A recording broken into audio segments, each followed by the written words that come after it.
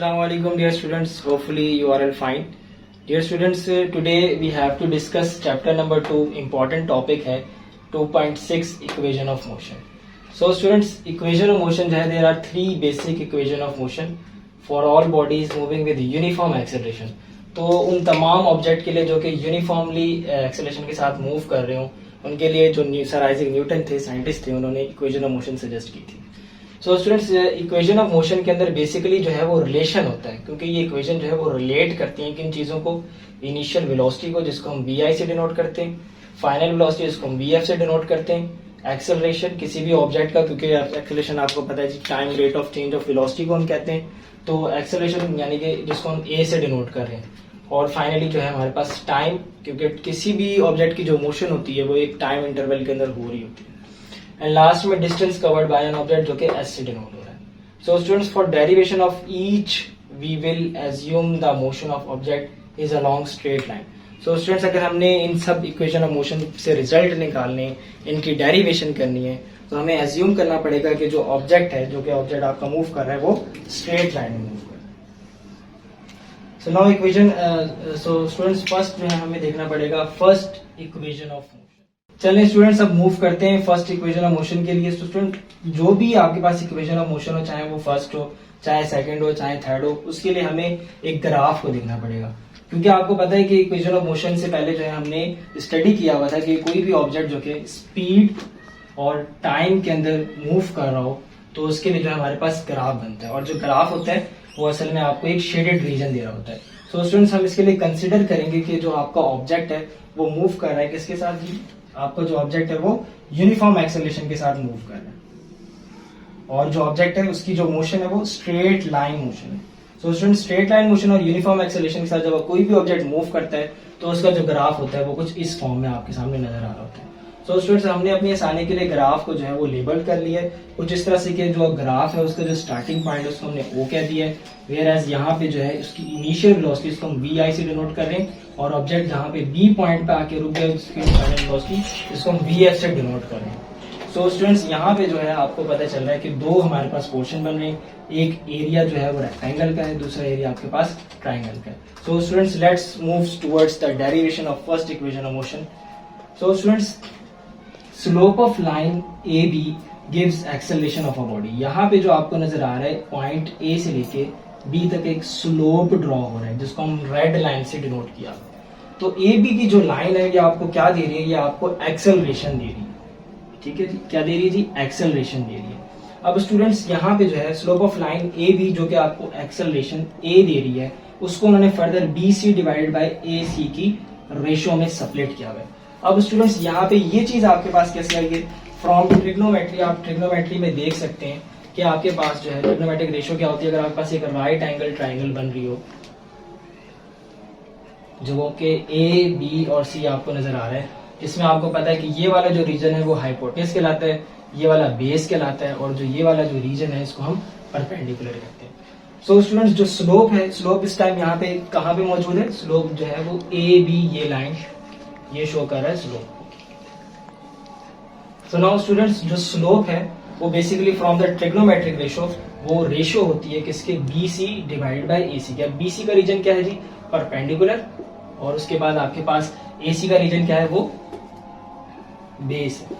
So student, perpendicular और base की जो रेशियो है ये आपके पास क्या होती है, ये स्लोप होता है जिसको हम ए बी से डिनोट करते हैं, जो कि एक trigonometric ratio. So now students, अब हमने ये भी समझ लिया कि जी ए जो आपके पास स्लोप था वो बी सी ओवर ए सी में कैसे सेपरेट हुआ.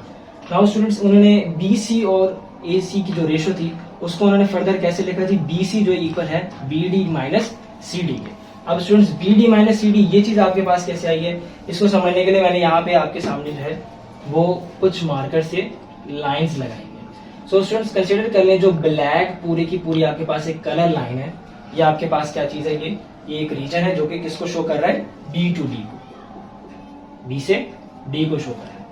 सो स्टूडेंट्स, जो बी से लेके डी तक का जो रीजन है वो आपके पास कॉम्बिनेशन है दो चीजों का, बी टू सी और सी टू डी.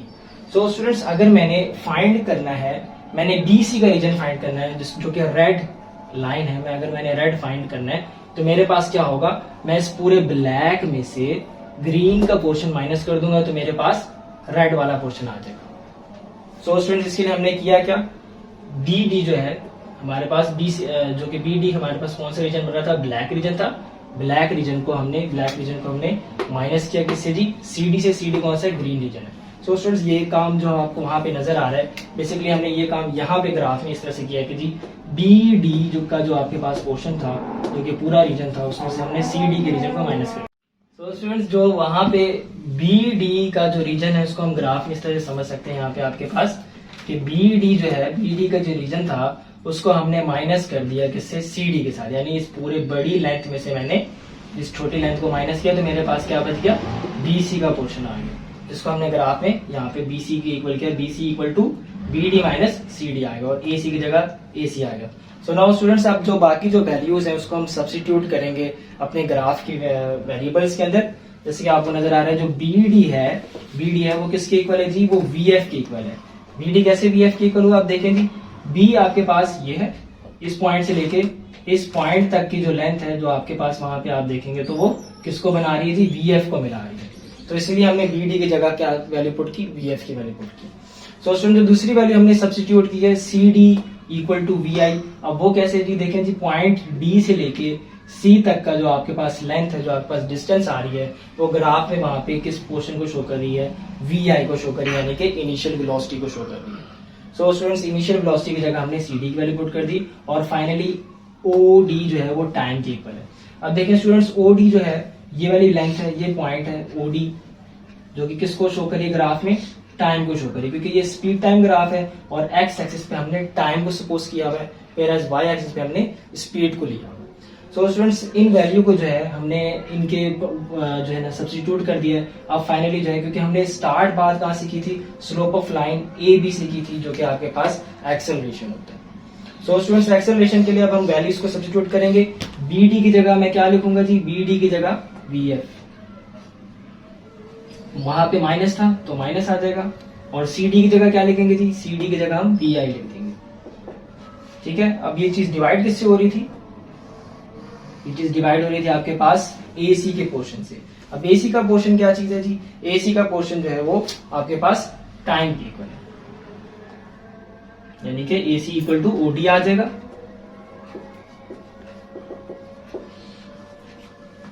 ठीक है जी, और ए सी इक्वल टू ओ डी आने के बाद ये किससे डिवाइड हो जाएगा, टाइम से। ठीक है स्टूडेंट्स, अब यहां से हम इक्वेशन को किस तरह से यूज करेंगे, A multiply by T is equal to V F minus V I. यहां से हमारे पास रिजल्ट आ गया। अब इस रिजल्ट को हम उस तरीके से प्रूफ करेंगे जिस तरीके से न्यूटन ने सजेस्ट किया था फाइनली इक्वेशन ऑफ मोशन 1 बनाने के लिए। तो वी एफ जो है वो यहीं पे रहा,